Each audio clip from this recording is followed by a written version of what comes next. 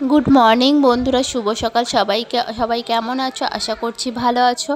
और आमार शरीरटा एकटू खराब गो, एकटू बोलते गेले अनेकटाई खराब। এই এক সপ্তাহ হয়ে গেল, জ্বর তো কমছেই না, এত ঠান্ডা লেগেছে হঠাৎ করে, বুঝতে পারছি না কিসের থেকে কি হলো। মেডিসিন নেওয়ার পরেও কমছে না।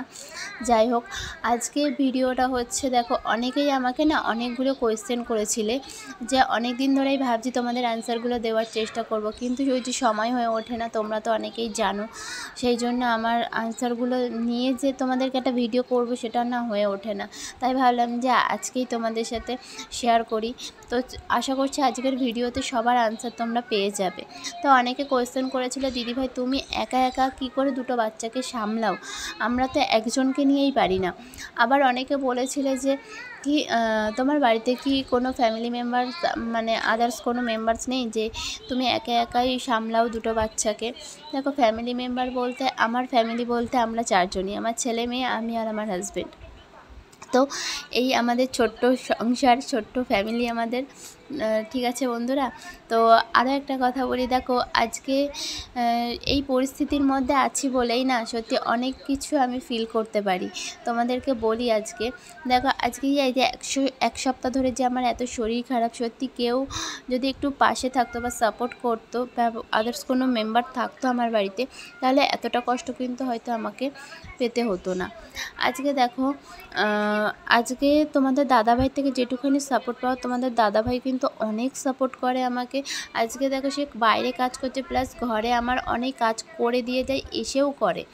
আজকে এইটুখানি আমার শরীর খারাপ বলে শুধু ও করে দিয়ে যায় না, ও কিন্তু অল টাইম কিন্তু করে দেয়। হ্যাঁ, এটাতে অনেকেই আমাকে বলে যে বা তোমাদের দাদাভাইকেও বলে যে ও বউয়ের চামচে, হ্যান্না ত্যানা, বউয়ের আঁচলের নিচে থাকে, অনেক রকমই কথা বলে। বাট আমার মনে হয় যে যদি দুজনের যখন সংসার, দুজনে হাতে হাত মিলিয়ে যদি আমরা সংসারটা চালাই বা দুজন মিলেমিশে যদি থাকি, তাহলে লোকে কে কী বললো আমার কোনো যায় আসে না, এটা মনে করেই কিন্তু আমরা থাকি। তো যাই হোক, আজকে সকালে দেখো তোমাদের দাদাভাই কিন্তু সব কাজ, মোটামুটি বাসি কাজ সব কিছুই সেরে দিয়ে গেছে, রোজই করে দিয়ে যায়। আর ওই যে আমি বললাম এতটা আমার মানে গা হাত পা যন্ত্রণা করছে, জ্বরটা কমছে না, যেহেতু তার জন্য ওষুধ খাচ্ছি তারপরেও কমছে না। তোমাদের দাদাভাই সকালের ঘর ঝাড় দেওয়া থেকে মোছা থেকে ছোটো বাসন মাজা সব কিছুই করে দিয়ে গেছে। আমি জাস্ট উঠে দেখো, আমি পারছি না, তাও তোজো আর চিনির জন্য একটু সকালের টিফিনটা বসিয়ে নিয়েছি। রান্নাটা বসিয়ে দেখো, এইভাবেই রোজটা কিন্তু আমার রোজ সকালটা কাটে। ওদের মানে কিছু হোক আর না হোক, দেখো ওদেরকে তো আমার শরীর খারাপ যতই থাকুক না কেন, ওদের জন্য তো আমার করতেই হবে, কারণ আমি মা একজন। জানো তো, বিয়ের আগে বন্ধুরা মাকে যখন মুখ করতাম বা মাথা গরমে ধরো দুটো কথা বলতাম না, মা একটা কথা বলতো যে এখন বুঝবি না মায়ের মর্ম কী, যখন আমি থাকবো না তখন বুঝতে পারবি। আর একটা কথা বলতো সাথে, যে তুই যখন নিজে মা হবি তখন তুই বুঝতে পারবি যে মা হওয়ার কতটা কষ্ট, তখন সন্তানরা যদি কিছু বলে না তখন কতটা কষ্ট হয়।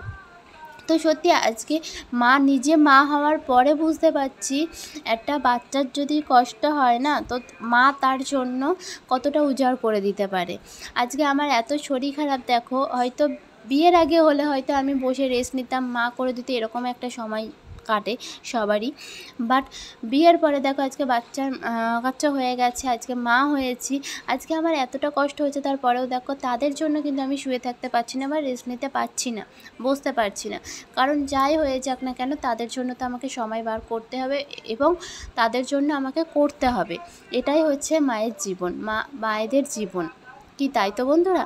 যদি কোনো কিছু ভুল বলে থাকি তোমরাও কিন্তু আমাকে প্লিজ বলবে, বাট আমার তো মনে হয় না এটা আমি ভুল বলছি। কারণ একটা মায়ের জীবন সত্যি অনেক কষ্টের, সে হাজার কষ্ট সহ্য করে কিন্তু তার সন্তান দুটোকে মানুষ করে, সন্তানদেরকে মানুষ করে। তাই সেই সন্তান যখন একটা কিছু কথা বলে বা কিছু খারাপ কিছু করে, সত্যিই অনেকটা কষ্ট হয়। সেটা আজকে মা হওয়ার পরে ফিল করতে পারছি। তো দেখো, আমি এই কথাগুলো বলতে বলতে তোমাদেরকে তো দেখিয়েই দিলাম কি কি কাজ করি। সকালটা কিন্তু এভাবেই আমার সময়টা কাটে, ওদেরকে স্নান টান করিয়ে সকালের ব্রেকফাস্ট করিয়ে নিলাম। নেওয়ার পরে দেখো, আর এদের তো দুষ্টুমির শেষ নেই, আমার যখন শরীর খারাপ হয় তখন তো দুজনকে খাইয়েও দিলাম। খাইয়ে দাইয়ে চিনি ওকে ঘুম পাড়িয়ে নিলাম। ঘুম পাড়িয়ে এখন যাব রান্নাঘরে। ডিম সিদ্ধ বসানো হয়ে গেছে।